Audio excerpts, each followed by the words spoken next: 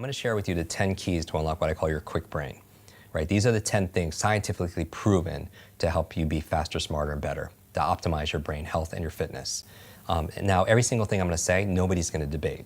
Right? They're going to say, yes, of course. But common sense is not common practice. So what I'm going to ask people who are watching this is to rate yourself 0 to 10. How well am I doing in this one area? Like in terms of how I'm eating or exercising or something. And then you'll notice, everyone wants to know what the magic pill is. There's no magic memory pill. They're magic memory processes, right? If everyone wants to know the one silver bullet, you have to do all of these things because that's what falls within the focal point, meaning the 80-20 rule, the 20% that gives you 80% of the results and the rewards. So really fast, the 10 keys for unlocking your Kwik brain. People don't even have to write it down because I'll teach them how to memorize them, cool. Right? So, and we can do it together. Number one is good brain food, all right? Good brain food, because you are what you eat. What you eat matters, especially to your gray matter.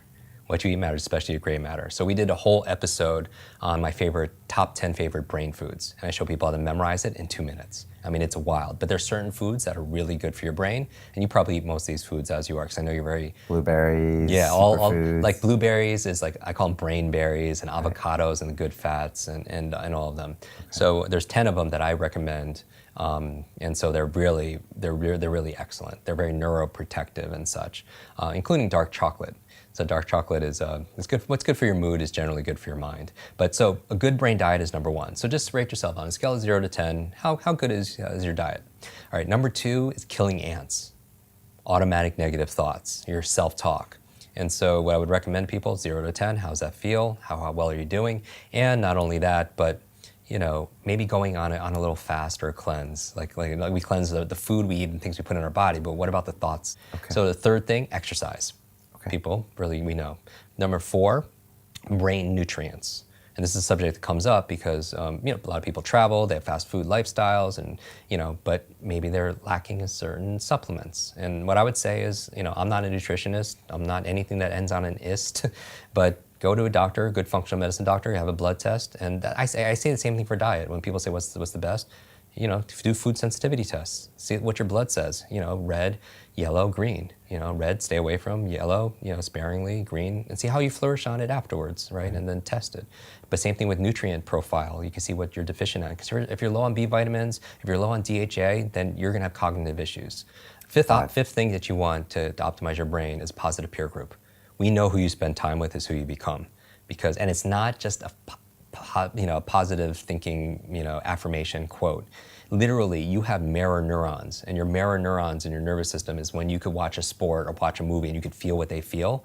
It's what or you have empathy for other people. We're always imitating people, right? And so who you spend time with is who you become, because you're imitating their habits, their behaviors, their thought patterns, and everything. So that's why they say you're the average of the 5 people you spend the most time with, right? If you're around 9 broke people, you're gonna be the 10th, right? Like, you hear these things all the time, but it's not just your biological networks or your neurological networks. Analyze your social networks, right? Because whether or not you smoke has less to do with your neurological networks and more to do whether or not your friend's friends smoke. It's going to have more of an influence. 6th thing for your brain, clean environment. We know a clean environment is good for your brain. At an anecdotal level, when you clean your desk or you clean your laptop off, you have clarity of thought, right? But I don't just mean that. I mean clean air, clean water, because there's a lot of pollutants that's not good for your cognition, right? So from there we have number 7, sleep.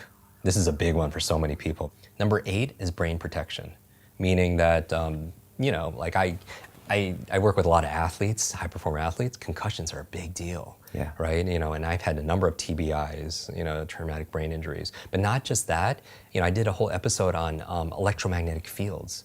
Like, people don't realize that our smart devices, our brains didn't really evolve to have all this electricity right by our brains, And I read recently that 90% of kids sleep with their phones underneath their pillows.